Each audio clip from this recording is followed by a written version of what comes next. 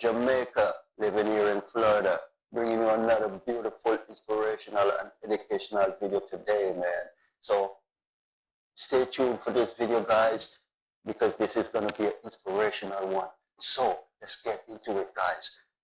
Hello, hola, what's up? How are you? ¿Cómo estás? It's your boy, African 50, and I'm here to talk about a great man that passed and gone and left us a long time ago. But before I get into the video, guys, I want to say special thank you to all my subscribers. Special thank you to my viewers, people who are liking my video. You guys are my inspirational, like I always say. You guys are my inspiration, man, because I'm seeing that you guys are subscribing, but I need more subscription, guys. I need a whole lot more subscription than what you guys, because the views that you guys I'm seeing is not adding up to the subscription, guys. So like I always say, it takes you nothing to subscribe, guys. Just push that subscription button while you're watching the video, after you're watching the video, before you leave my video, before you leave my channel, guys, just subscribe to that video, right? Just subscribe, because it's free, right? It's free to subscribe. So press that subscription button before you leave, okay? All right, let's get into this video. I'm here to talk about a powerful man that passed us and gone. And the reason why I'm talking about this man, I didn't really want to talk about him because I wanted to do videos on my culture, my people. But you know, you always have to step out of the box, my people. You always have to step out of the box. And history is not just made in one country. And history is not just made by one man and one woman. History is made of a single individual and a group of people, a single country, or a group of nations. But history is everywhere. You can find history everywhere. The greatest history from the past to the present. There's so many histories to talk about, and I'm so amazed that these youngsters these days don't know about their past history, their own country. And I'm wondering, what are they learning in school? Are the teachers teaching these kids about history, and are they not teaching them? Are they getting the teachment what they're forgetting during school, or why they leave school? Because it amazed me how these young kids, you ask them about their history, their past history, and they can backtrack to maybe the 20th president, maybe the 44th president, which was Barack Obama, and then you know, maybe they might backtrack to Bill Clinton, but that's about it. Their history goes nothing beyond maybe Bill Clinton, one of our former president of the United States of America. And the reason why I really want to talk about this video, guys, is because I was amongst one of the person that was in this debate a few days ago, and the debate came up about great men from this country. And we were talking about, we were saying that they're great men here in this country, but there are also great men from different countries and around the world, both in the past and the present. But the topic it came up with our founding father, George Washington. Yes, my people, George Washington, he was not just the first president of the United States of America, but he also served in the military. And I backtracked to one of my videos that I was doing in November, when I was debating for the month of November to be called Veterans Month, instead of just having a day in that month called Veteran Day. Because we have Veteran Month, Veterans Day, and we have President's Day in the month of November, right? Veterans are not just men and women who served in the armed forces and fought for our country and fought for freedom, but there were also presidents that elevated and elected from amongst those great men that served in the military in the past. And the debate was because I was being attacked left, right, and center. I'm telling you guys, I was being attacked left, right, and center, like fingers was pointing at me, like, you're a little Jamaican. What you know about this country? You should stick to your own culture, your own religion, and stuff like that. And I'm like, this is the same thing. I'm here, and my videos preaching every day. Global peace, global come together to content creation and speaking your mind. And among these debaters was also content creators and, you know, different entrepreneurship. But these little young content creators, they were just sticking their fingers in my eye, like left, right, and center, just because I was saying something that I know, that they don't know about. The schools might be teaching them about the history, but how far back into this country or beyond are you teaching these kids? Because these kids know nothing about George Washington, Abraham Lincoln, and those past presidents. They know nothing about them, right? And let the truth be said, yes, I'm from Jamaica, and I know a lot about my country's history, but I also not just gonna stick to my country's history. I'm gonna go beyond that. I'm gonna research other countries' history. You know what I'm saying? Because knowledge is power. Marcus Garvey said knowledge is power, and there can never be too much knowledge.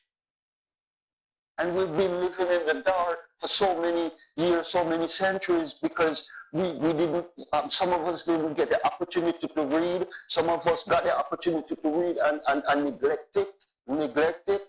You know, when our elders was giving us books to read, we would laugh at them and say, you know, reading is for you, not for us. You know, and these younger generation now, it's so easy for them to get information, because all you have to do is just go on your phone, go on the computer, you know, go on your tablet, and you can pull up information about any person. But if you're not being taught about those persons or those people that you know fought for this country and fought for other presidents and military men and women who fought for their country, that, you know, brought history to their country, then, you know, you're not being taught well about history. Because when I was growing up as a child, one of our main subjects in high school, yes, we know we had to do mathematics and we had to read and write. But the teachers, their focus attention was on history.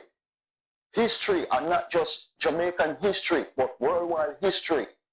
They taught us about, you know, I mean, one of my favorite hero back in the day was Pele. And I've been taught about Pele since I was 7, 8 years old in school. We've been taught about Pele. We've been taught about I mean, yes, you know, these nowadays kids, they're gonna be taught about Maradona.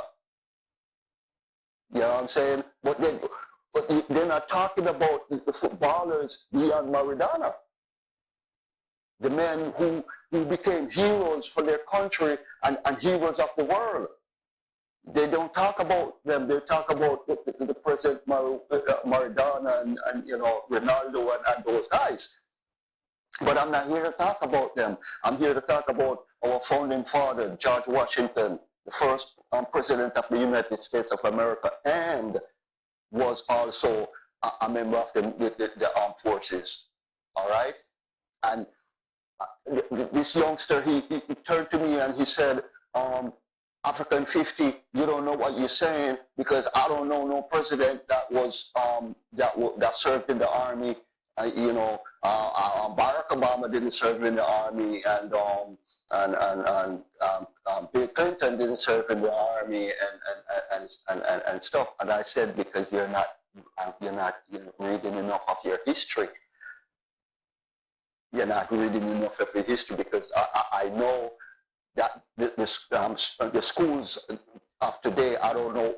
I know they have abundant history. They're still teaching history, but how far are they going back to history? Because if you had known your history, you would know that George Washington, and he said, who? He said, who? And I looked at him and I said, young man, you really don't know nothing about your history. And you call yourself American? I call myself an American, because I know more about your history than you know about your history. Because George Washington was the first president of the United States of America, young man, and he was also a military, a member of the military armed forces, young man. And he looked down, he held his head down and looking this on me, as to be like ashamed. And I said, there's nothing to be ashamed of, my boy. There's nothing to be ashamed of. You know what I'm saying? Because I grew up like that too. I was once like you, that was lost in the dark, because I wasn't reading. I wasn't, acquiring the knowledge, the wisdom and the understanding. As a little village boy, we were taught that mathematics is the key. You learn to count, and you learn to read. And once you learn to read and you learn to count, when you left school, that's about it.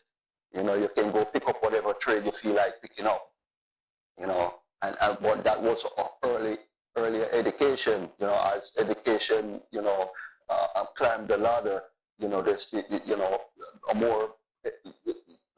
more studies became, more teachable. Like they stepped up science and biology, and they started to teach a little bit of skill, like woodwork. I don't think back in our days they had taught us mechanical engineering or anything like that. It was just mainly woodwork, because if you don't graduate and become a bank clerk, or you go to the police force, or you go to the JDF, your next move was to become a furniture maker. You know what I'm saying? So that was just it. But time changed. But time change doesn't mean that history changed. You cannot rewrite history. You can never forget about history. You can never forget about the past. Because the past is what leads us into the present, and the present is what's going to lead us into the future. And when I start talking to these young men and women that was at the debate and conference, they're always amazed. Like, someone from Jamaica can know these things. And yes, George Washington was our first president. He was born February 22nd, 1732, my people. Yes, and he died December 14, 1799. So it was from February 22nd, 1732 to December 14, 1799. He was the founding father of the United States, man, and he was also a military officer. I don't know. I tried to investigate further into his rank, but the information that I gathered, that he was a military officer, and he was also a farmer. Yes, he was not just a president or army officer, he was also a farmer. He served as the United States president from 1789 to 1797. So he did two terms in office. And he was appointed by the Second Continental Congress as commander of the Continental Army. So he was a commander. Yes, he wasn't a general or a colonel, but he was a commander. And back then, commander, back then I don't think a commander was seen as a general back then, because I don't think there was no general that, you know, the generals would sit in the office or the colonels would sit in the office. The commander was the commander of the army, but he was also, you know, in the active war, everything that was going on, he was out there in the front line, you know, and that was the commander. So there was no general seen on the battleground, colonel seen on the battleground. It was just commanders and captains and lieutenants that was, you know, seen out there on the battlefield, right? He was appointed the Continental Army in 1775. And he led the Patriot forces to victory in the American Revolutionary War, guys. Yes, he won that war. You know, and then he after that, then he served as president of the Constitutional Convention in 1787. We drafted the current Constitution of the United States right now. You know, Washington has thus become commonly known as the father of his country, or you know, we say the founding father. You know, put it whichever way you want to call it, because I don't know about the founding father part of this country, because he wasn't the man who discovered America. So I wouldn't say the founding father, but I'm not gonna go on that debate if he was the founding father or he wasn't the founding father. But in my mental capacity, I would say he became the father of this country. He became the father of this country because he became the president, the first president, and everybody had to look up to him. Everybody had to listen to him. He had the final say. You know, if he said war is war, and if he said peace is peace. So he became the father of the country. But as for the founding father, that's another debate. And that was another debate amongst the debaters a few days ago, if he was actually the founding father. But I personally said I don't think he was the founding father. I think he became the father of the United States of America as the first president.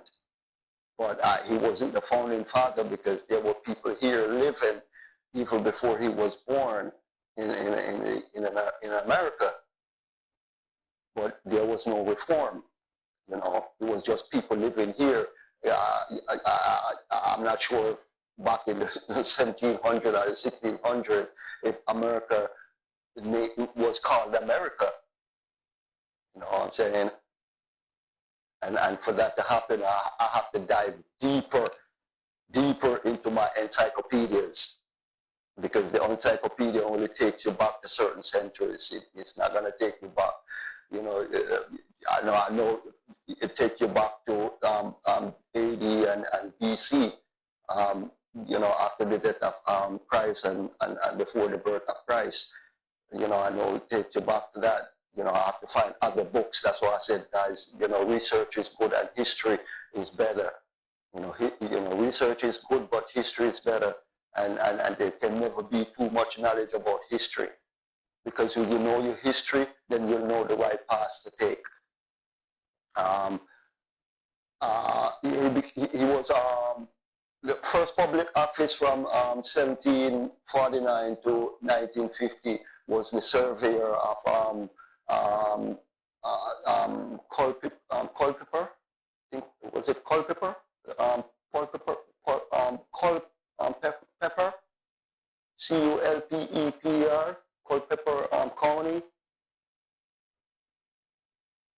I gotta do some more research on Culpeper County in the colony of Virginia. Because that's where everything started. Virginia was a mighty state, before Washington and New York and California and all those states became known. And New York, Virginia was the state that everything happened. I think everything started from Virginia because in 1752 he received military training and was granted the rank of major in the Virginia regiment during the French and Indian War. George Washington, he was promoted to lieutenant. Went back to say the lieutenant and the captains and the commandos. A lieutenant colonel. Actually, he became the lieutenant colonel in 1754, and subsequently became head of Virginia regiment in 1755, right? And I think he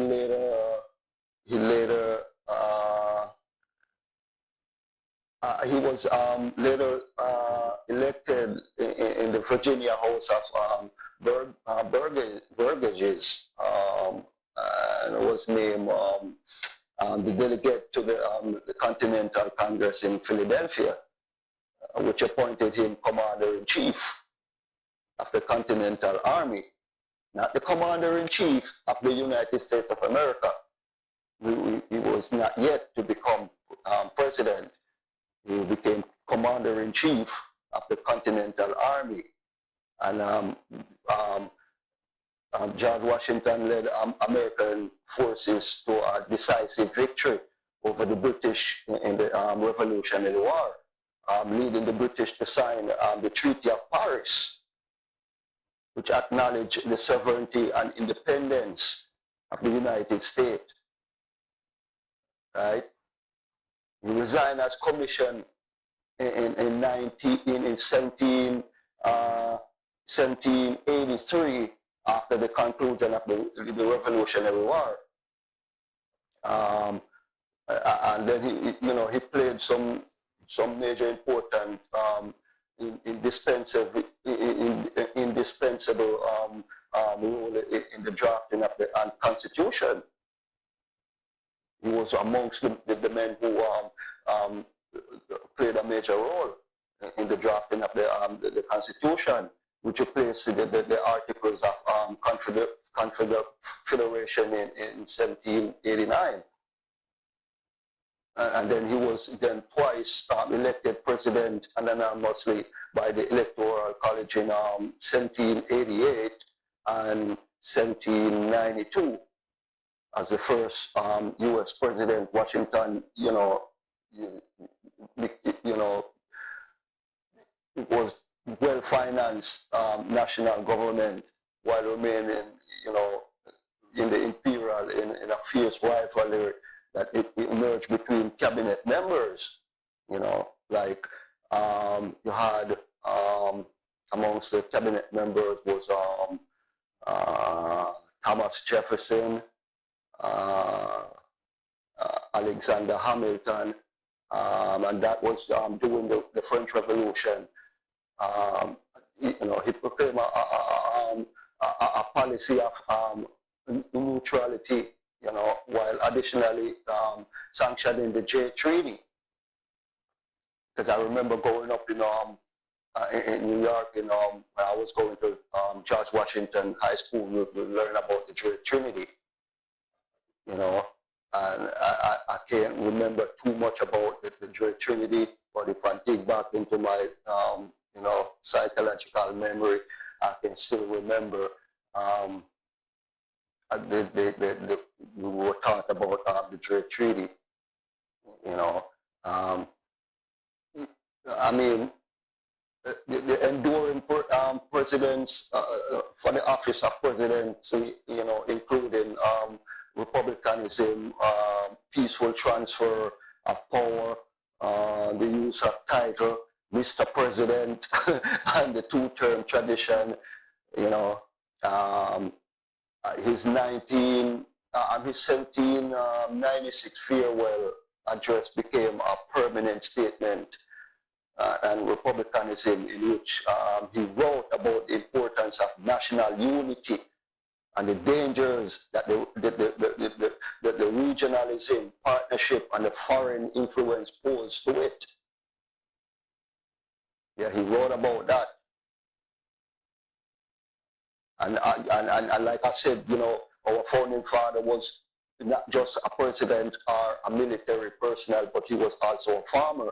He was a tobacco farmer and a wheat farmer. And of course, we all knew that he owned many slaves. You know, he grew up to oppose slavery near the end of his lifetime. You know, even though he owned many slaves, you know, he grew up opposing it. You know, and providing his own will for his own slaves. You know. Because even though he owned slave and he wasn't too particular about being a slave owner, you know. And up till this day, you know, George Washington, you know, image as an icon in the American culture, he has been memorized by monuments, federal holiday, various media depictions, geographical location. I go back to said, man, when you come across these geographical locations, you know, you take pictures, take photos, take a video, because they're not just there because they're there for a reason and they're there for a purpose. You know what I'm saying? And what my eyes can see, your eyes can't see, and what your eyes can see, my eyes cannot see. You know what I'm saying? So, you know, you had national capital, the state of Washington was named after him, stamps, currency, because in 1976, Washington was promoted to the rank of General of the Armies, man. The highest rank in the U.S. Army. Washington, you know, consistently ranked in both popular and scholarly polls as a president in the history of America. You know what I'm saying? So, you know, he wasn't a simple man, you know, and of course, you know, our founder father was a family man. You know, he had wife and kids, you know. He owned a ferry farm. His family resided in Rappahannock River, Stafford County in Virginia. Like I said, everything started in Virginia, man. And that's where he spent most of his youthful days, you know. And yes, even though Washington D.C. was named after our great president, he was not from there. You know, he was born in Pope's Creek in Westmoreland County in Virginia. You know, he was the first of 6 children. You know, here it was Augustine and Mary Ball Washington. His father was a justice of the peace and a prominent public figure who had 4 additional children from his marriage. I think the lady was Butler, Mrs. Butler, Jane Butler. The family moved to Little Hunting Creek in 1930s. To be precise, I think it was 1734, 1735. Yeah, around that time. I think it was 1734 or 1735. Before eventually settled in a fairy farm near Fredericksburg in Virginia. And then when Augustine died in 1743, Washington inherited Ferry Farm and 10 slaves. His own half-brother Lawrence inherited Little Hunting Creek and renamed it Mount Vernon. You understand? So these men had great history because, I mean, one state was named after him, and there was another state that was named after his half-brother, Mount Vernon. And I read about Mount Vernon. And on the coastline, you can drive from Virginia all the way up to Mount Vernon, all the way up to New York City and those places. You know what I'm saying?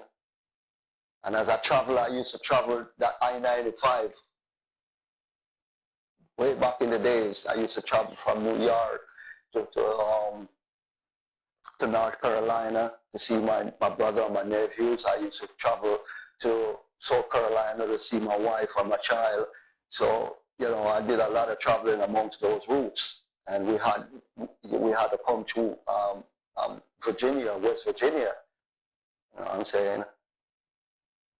And those was nice. Those were beautiful roads back then, man. I-95 was beautiful.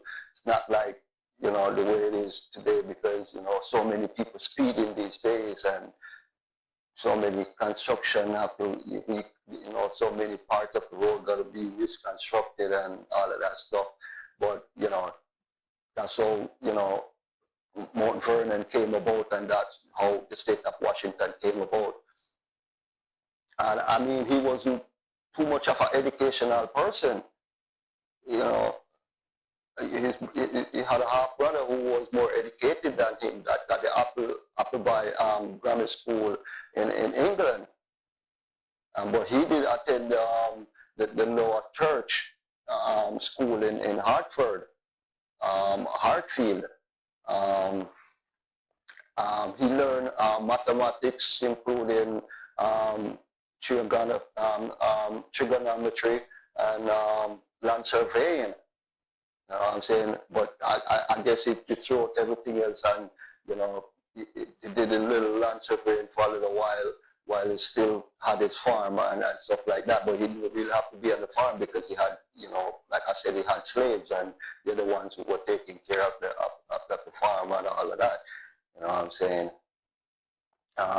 You know, I mean, after, you know, he learned surveying, he became a talented draftsman and map maker. So he was among the men who helped to draw the map of not just America, but the map of the world. And, you know, however they did it, it's yet to be told, man, because the map today, we can get it, you know, digital.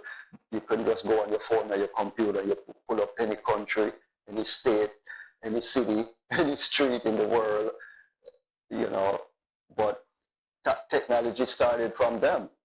I mean, the technology that we have now today, they didn't have it then, but they make it work.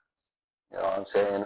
So I'm not going to get too much or too deep into George Washington because, like I said, I just want to keep this video simple. I just want to give you a breakdown on a history and George Washington. You young folks out there who doesn't know or didn't know who our first president is and our founding father, and if you do or did know, most of you did not know that he also served in the military, because many of people that I spoke with or interviewed, they said George Washington was, yes, the president of the United States, but he was also a slave owner. But I'm here to tell you that George Washington was not just the president or a slave owner. He was a lot more than just that. He became the father of the United States of America. He won several of war. He ranked in many different ranks of the military, including colonel, commander, commander-in-chief. He became president. He was also a farmer. He was also a surveyor. And yes, in his later days, before he went to join his ancestors, he was amongst the men who rallied for slaves to be free. Because his slave was among some of the slaves who had privilege. Because one of our another past president had a wife or a mistress who he had a child with, that she was his house mistress, or his slave who became his house mistress. And I'm not going to tell you who that president is, but I know who that president is, and maybe some of you know who that president is. But there was rumors that George Washington also had mistresses in his on his farm that was slaves, black slaves that he had an affair with. I don't know how true that is, because I'm not here to tarnish his reputation.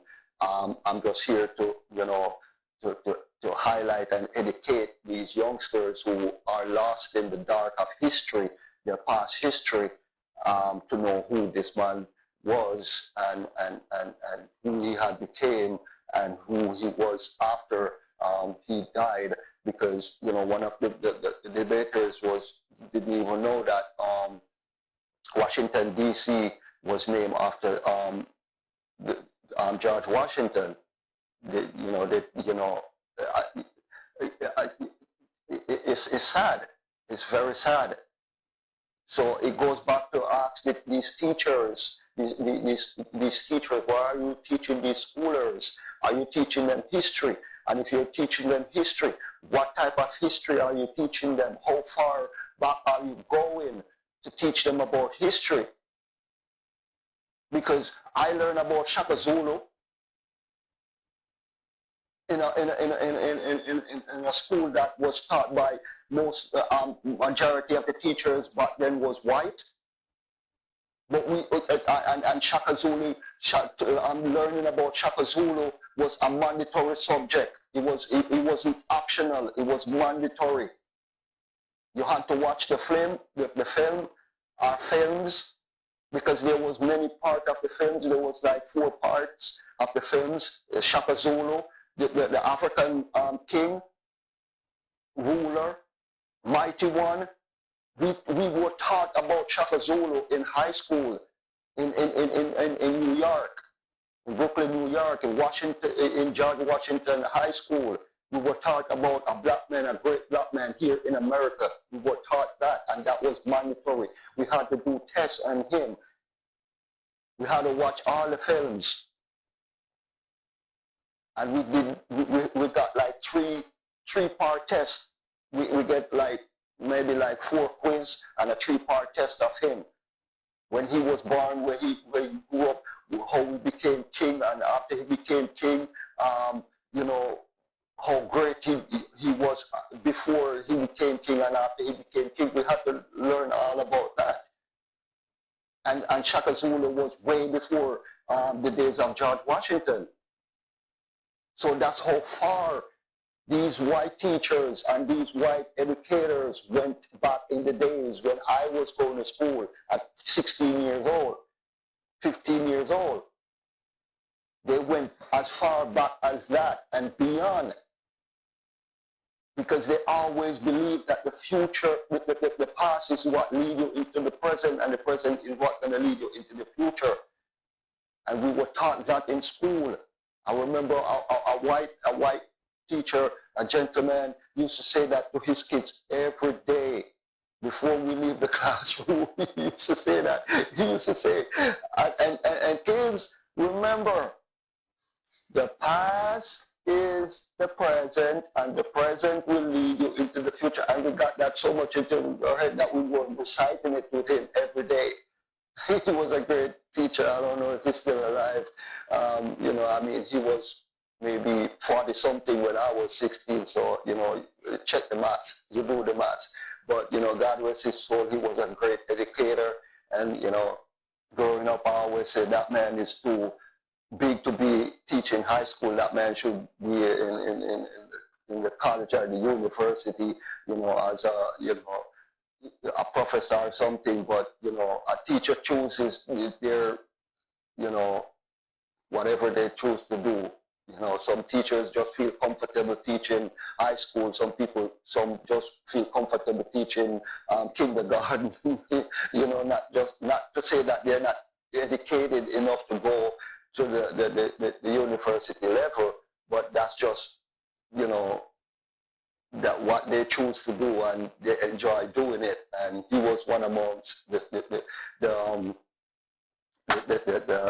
teachers that the student really cling to, because, you know, he understood the everyday lives of the kids that was coming to George Washington Wingate High School, because it wasn't rich kids that was coming there. It was just kids from the neighborhood, kids from the suburb, kids from the lower class family that was coming there. And he himself, you know, was from amongst a lower class, white lower class family. So, you know, he understood. But, you know, he was also a discipline teacher, and he was our history teacher. And that man taught us everything from black history to white history to Hitler days and beyond. So, you know, educators, if you're not teaching these kids about the past and where this country had started from, then they won't know in the future. They will just wreck this country, because they're going to think that this country was, and everything in it was just given to them, or given to us.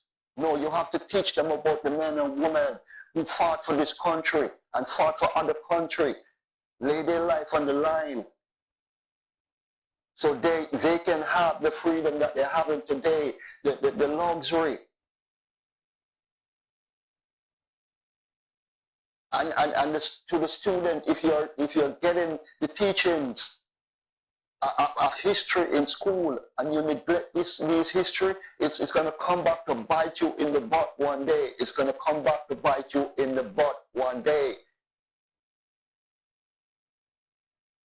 Because everything revolves around history. Science, mathematics, reading, writing, everything revolves around history. History is like the key subject that should be taught in school. I mean, yes, you have to teach people to read and write.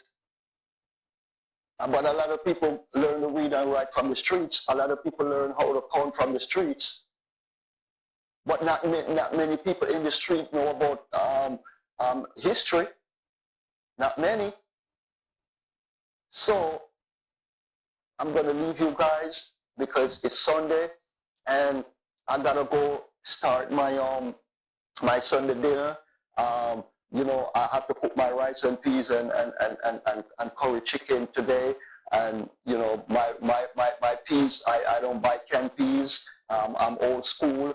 I buy my peas in the bag, and I put it in my pressure cooker, like Auntie Pie used to do, and Ruby used to do.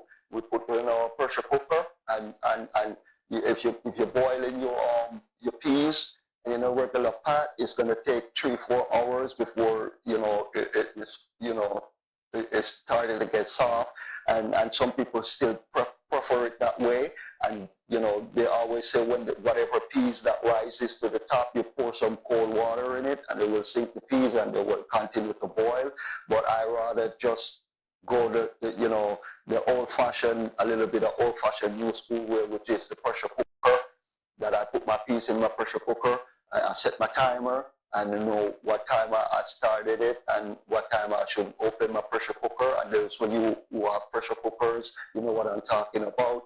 It shortens the time and the distance, except if you're really hungry like me.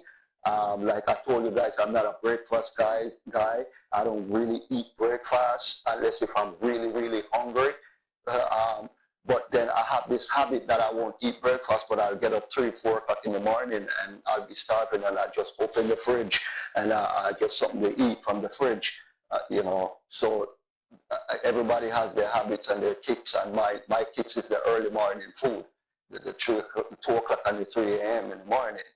And I don't have any appetite once I get up after 6 o'clock, you know.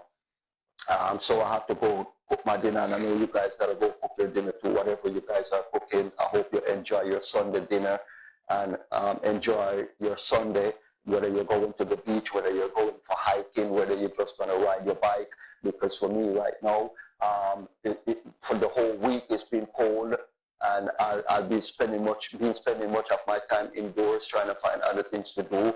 But it's not so windy outside today, and the sun is out. So I'm just gonna go get my dog, and we're either gonna go for a walk, or I'm just gonna jump on my bike and ride around the block.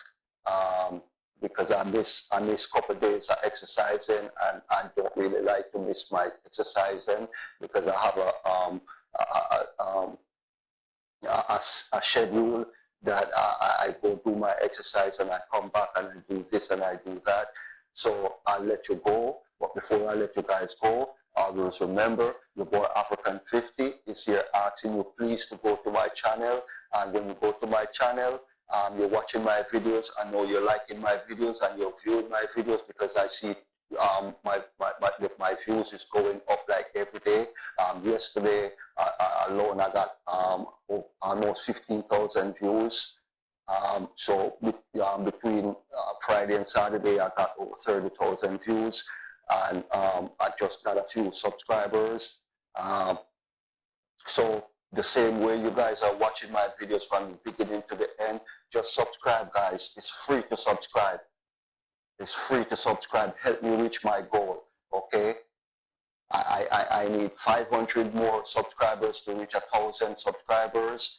And if I get to this 1,000 subscribers, I can start funding my mission of helping these people on the streets. I can continue my mission in helping cleaning up the people to clean up the hurricane debris and disaster that happened, because there's still so much to do in this country. There's so much to do around the world, and you know, I don't want to stay in just Florida. I want to travel to different parts of the country and give my helping hand, and if someday I can start traveling the world and show you guys what our mission is all about.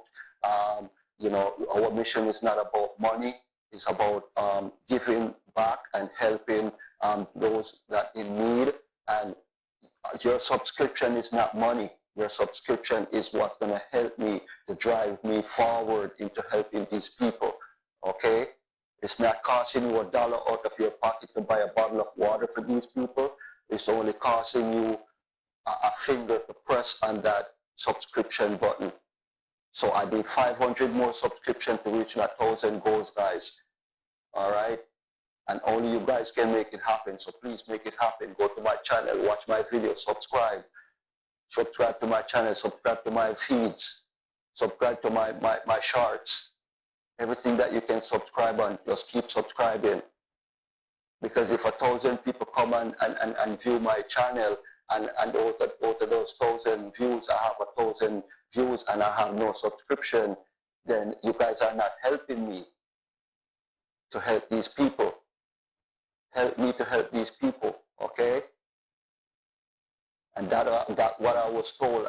I was told in order for them to help me, I have to get, because I was told I have to get 500 more subscription. I got to the 500 subscription, and then I was told I have to get to 1,000 subscription, all right, before they can even open the page of the book to consider my mission.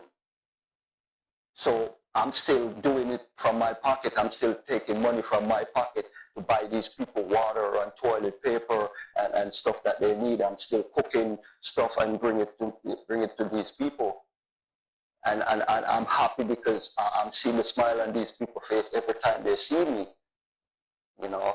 And I just wish that there's so much more I can do, and there's so much more I can do, but I need your help, I need your support, and your help is, and your support is your subscription. So guys, just go ahead and just subscribe, just keep the subscription coming, all right? And those of you who are subscribed already, thank you, and please tell your friends and your family to subscribe, and they need to subscribe, and the reason why they have to subscribe because you subscribe, and because I have good video, inspirational video, educational videos, all right? Thank you, and like I always say, walk good until next time.